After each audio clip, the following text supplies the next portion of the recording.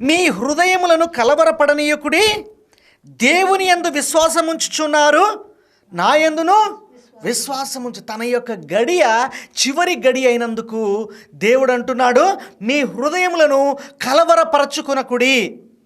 వేటి విషయంలో మనం ఎక్కువ కలవరపడే విషయాలు, ఏ విషయాల్లో కలవరపడతాం? దేవుని రాజ్యంలో నేను చేరనా అని కలవరపడం. కానీ నాకు డబ్బు వస్తుందా రాదా, నేను ఈ లోకంలో మంచి పేరు సంపాదించుకుంటానా లేదా, లేకపోతే జనుల చేత నేను పొగడబడతానా లేదా, లేకపోతే అందరూ నన్ను గౌరవిస్తారా లేదా, లేకపోతే ఈ లోకంలో నాకు అన్ని సౌకర్యాలు ఒనగూరుతాయా లేవా, ఇటువంటి విషయాల్లోనే మనము కలవరపడతాం. కానీ నాకు దేవుని రాజ్యము దొరుకుతుంది అంటే కలవరపడతామా?